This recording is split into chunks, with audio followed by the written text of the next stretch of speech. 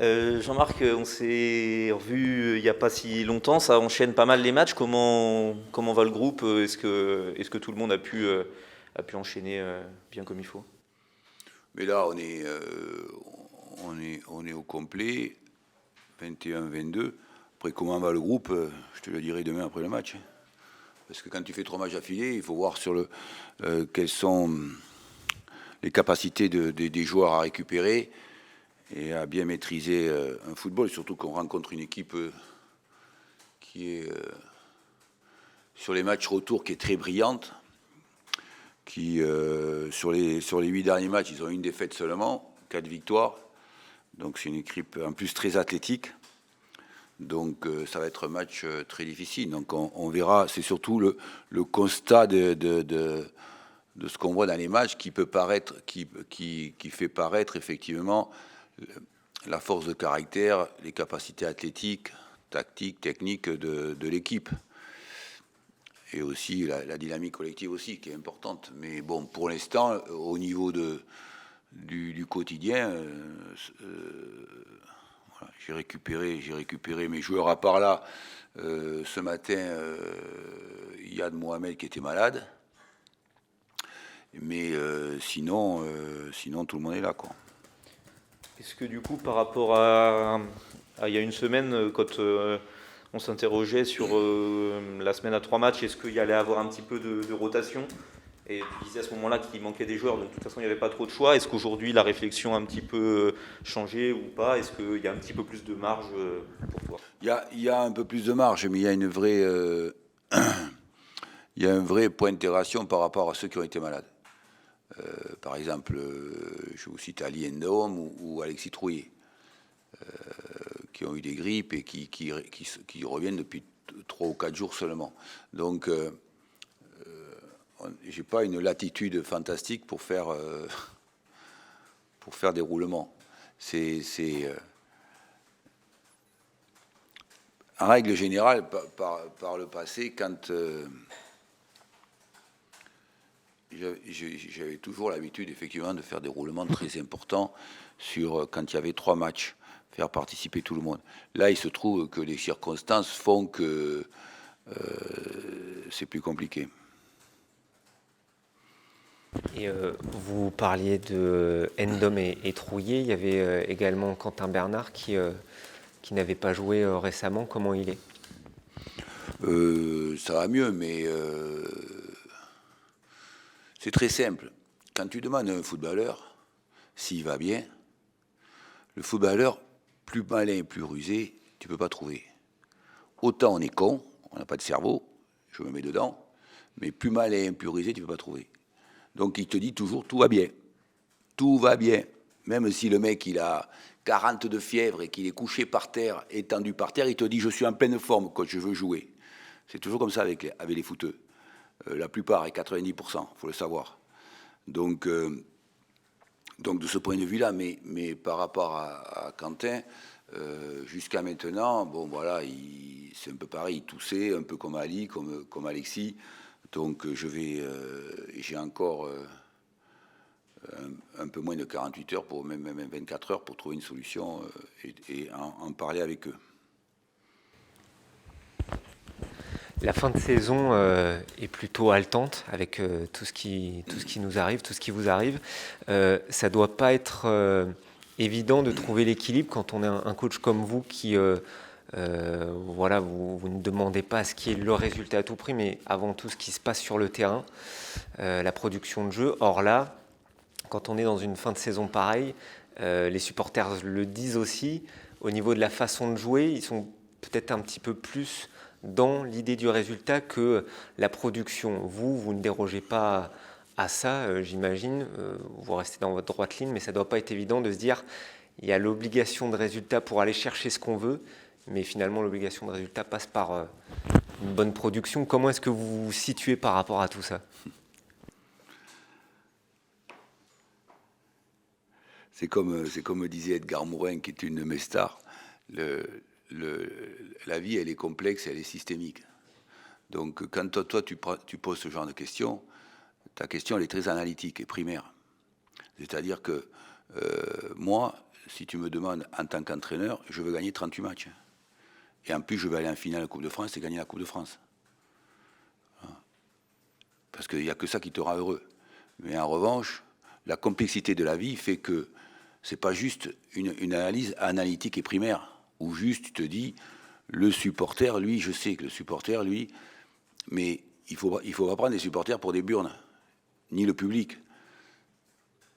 On est passé en 3 ans de 4500 personnes à un stade quasiment plein. Tu crois que les gens sont suffisamment stupides et idiots pour ils viennent juste parce qu'on gagne?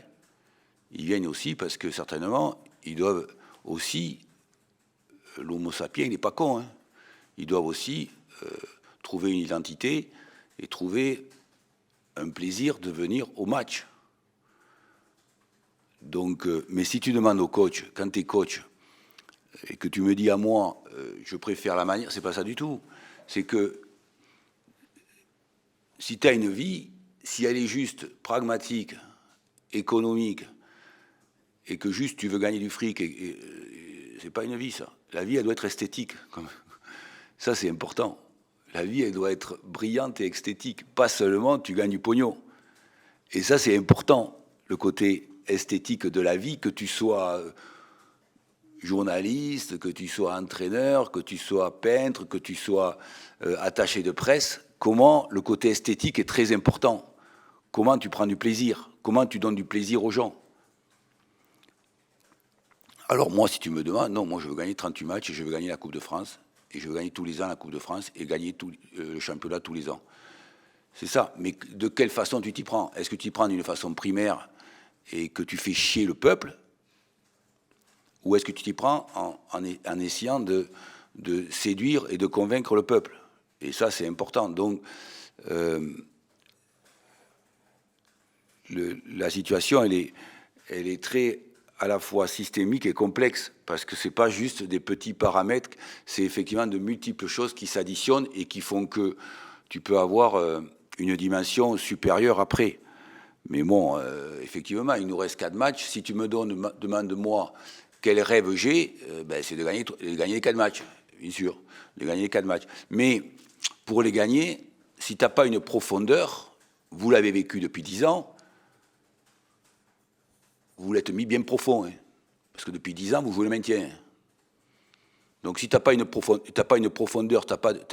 si tu n'as pas une qualité globale et générale d'un système très profond, eh bien, tu ne joues pas les premiers rôles. C'est pas vrai. Et tu en as plein qui ne jouent pas les premiers rôles. Même des très grands clubs illustres en Ligue 1 qui sont dans une situation catastrophique parce que ils veulent juste faire des analyses analytiques et primaires. Non, c'est beaucoup plus complexe que ça, les systèmes. Après, c'est vrai que, à ce qui me concerne, je préfère que, comme j'ai passé 20 ans à détruire des gens en face de moi, parce que j'étais arrière central, et mon métier, c'était de détruire l'avant-centre. Voilà, c'est comme ça que j'étais payé, moi. Mais donc, et j'ai voulu que, si je devenais entraîneur, je voulais que ça soit beaucoup plus agréable et beaucoup plus esthétique et beaucoup plus... pour séduire les gens qui se disent, tiens, on va passer un bon moment. Mais évidemment que je veux gagner. Tu crois quoi? Tu crois qu'on ne veut pas gagner? Évidemment que je veux gagner. Si tu me demandes si je vais gagner les 4 derniers matchs, oui, je veux gagner les matchs. Mais tu ne gagnes pas les 4 derniers matchs si tu n'as pas une profondeur de travail et une qualité de protocole de jeu importante. Voilà. Alors après, il y a des fois, évidemment, hein, le football fait que chacun a son analyse. Mais il y a des fois... comme je vous le dis très souvent ici, des fois tu gagnes les matchs, tu ne sais même pas comment tu as fait pour les gagner. Et des fois tu les perds et tu te dis comment ça se fait qu'on ait perdu ce match parce qu'on devait le gagner 10 fois. Voilà, c'est ça le foot. Hein. C'est pour ça que le foot est si populaire et qu'il touche toutes les classes sociales et tout le monde kiffe après le football. C'est dans le monde entier, c'est grâce à ça, à ce que je viens de dire. Tu en parlais un petit peu tout à l'heure. Cette équipe de Caen, après un début de saison très difficile, on a l'impression qu'elle fait parler un peu son talent sur la deuxième partie de saison et qu'elle atteint un peu son potentiel. Qu'est-ce qui est un petit peu à craindre chez eux? Enfin, quels sont un peu leurs... Ouais, non, mais là, c'est une équipe... moi que je crains beaucoup sur ces 4 derniers matchs, parce que en fait, c'est ce que m'a dit mon staff, c'est que c'est une équipe très athlétique avec, c'est ce que me dit mon staff, et les 2 meilleurs avant-centres du championnat. Voilà, les 2 meilleurs attaquants du championnat, c'est ce que dit mon staff. Il me dit voilà, on va rencontrer les 2 meilleurs attaquants du championnat. Il n'y a pas photo. Et puis une équipe très athlétique et très physique. Donc, et qui a beaucoup d'aspects athlétiques et qui est, voilà, et qui est forte dans le rythme et l'intensité. Donc c'est vrai que pour nous, après 5 heures de quart, où Furlan il va être cassé en 2, et 5 heures au retour, à mon avis, je vais être vraiment cassé en 2 ou brisé si on prend une rouste. Ouais, c'est sûr. Voilà. Mais c'est vrai que c'est un match très difficile, c'est vrai. À l'arrivée, après les 5 heures de quart, ce soir, il y a tous les autres qui jouent. Ouais. Alors forcément, j'imagine que voilà, vous allez essayer de pas que ça vous influence pas trop, mais le fait est que on connaîtra les résultats des autres. Comment gérer un peu ça? Oui, c'est ça, c'est exactement ça. C'est une excellente question parce qu'en fait, c'est un vrai problème quand tu joues le lendemain et que tu connais tous les résultats. C'est un vrai problème parce qu'en règle générale, c'est pas ce qui me concerne, parce que moi, il y a que la GIA qui m'intéresse, c'est tout. Mais j'ai des gens qui s'occupent de ça, moi, voilà. Donc, c'est vrai que les joueurs, eux, vont s'intéresser beaucoup aux résultats. Mais le travail que j'effectue dans le discours, c'est surtout comment on se préoccupe de nous, comment on se préoccupe de notre football, comment on se préoccupe de notre, c'est ce qui m'obsède en permanence, de notre dynamique collective. Comment nous, on est capable, et c'est ce que j'ai dit dans le derby, c'est que certes, c'est un derby, certes, c'est important pour le public, les supporters, de gagner les derbys, c'est comme un match de coupe. Ça n'a rien à voir avec un match. Tu peux être dernier et jouer le premier, tu gagnes le derby des fois, même si tu es dernier. Ça arrive, c'est ça.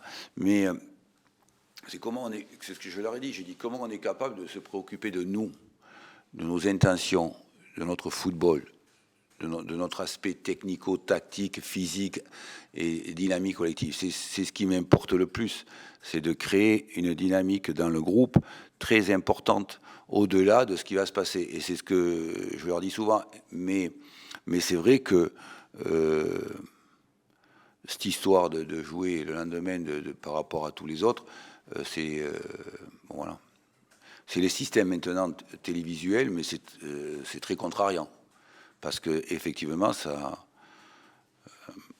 moi, je l'ai vécu à Strasbourg, où on a joué, nous, à cause de la télévision, et je vous l'ai dit 10 fois ici depuis 3 ans, on s'est fait niquer une montée en Ligue 1, parce que nous, on a joué 12 fois un lundi soir. Alors que les 3 qui sont montés avaient joué 4 fois un lundi soir, juste parce que la télévision voulait voir Stras, parce qu'on marquait beaucoup de buts et qu'on attaquait beaucoup. Et arrivé, on s'est fait niquer grave. Voilà, c'est tout. Oh, mais je m'en fous, je fais quoi? Comme je veux. Et justement, sur le fait d'être concentré sur ce que vous avez à faire sur le terrain, tout ça, est-ce qu'a montré l'équipe, notamment en début de match à Pau, à Dijon, est-ce que c'est le signe que jusqu'ici, les gars ont plutôt bien abordé les matchs de ce fameux sprint final? Parce que à chaque fois, les entames de match, on n'a pas senti une équipe plus préoccupée par l'enjeu, mais justement vraiment très énergique pour faire ce qu'elle avait à faire sur le terrain, quoi. Oui, alors en fait, oui, d'ailleurs, c'est toujours un souci pour l'entraîneur, parce que quand tu as un groupe, puis bon, il y en a certains qui sont nouveaux, etc. Donc comment tu construis un groupe? Et c'est surtout mon principal souci, de leur dire, contrairement à ce qu'on pourrait penser, l'environnement pourrait penser, c'est que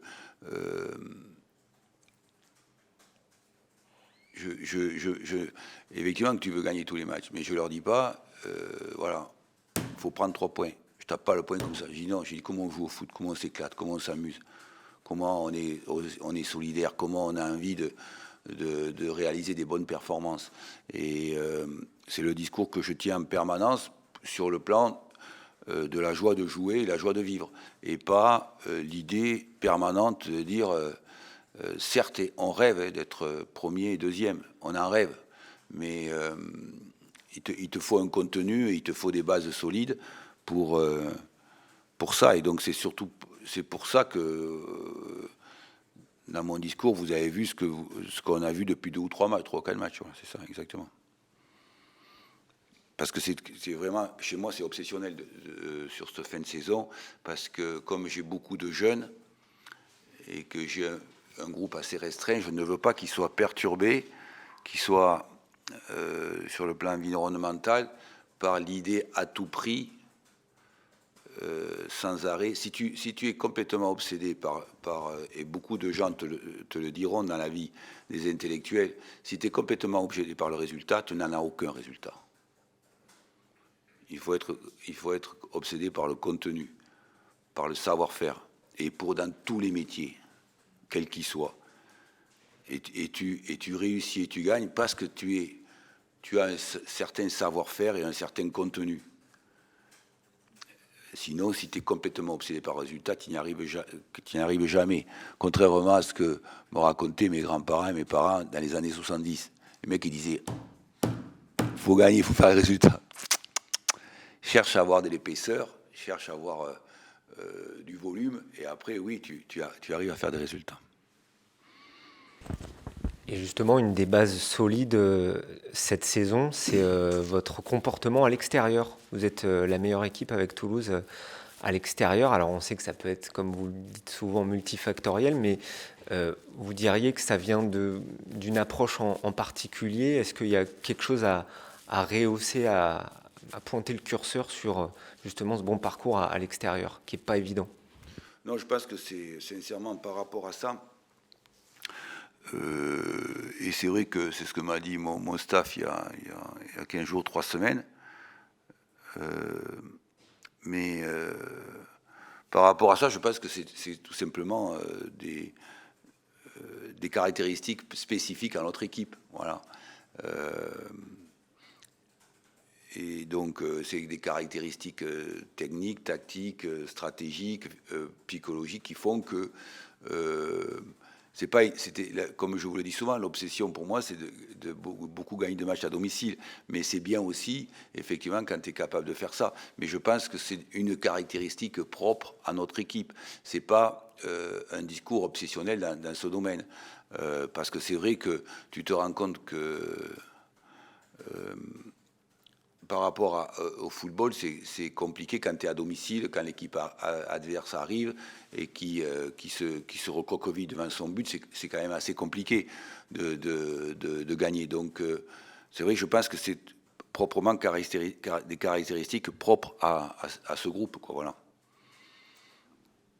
Il n'y a pas de discours particulier sur comment est-ce qu'on joue à l'extérieur, ce genre de choses? Non. Non, s'il y avait un discours particulier pour moi, c'est simple. Comme disait Johan Cruyff, tu prends le ballon à la première, et à la fin du match, tu le rends à la 95e et tu leur montres aux autres. C'est ce que disait Johan Cruyff. Il disait ça, voilà. Tu prends le ballon à la première minute, et tu le rends à la 90e et tu montres de quelle couleur est le ballon et quelle marque c'est. Voilà. Si c'était moi, c'est ça. Mais bon, ça n'existe pas, c'est pas vrai.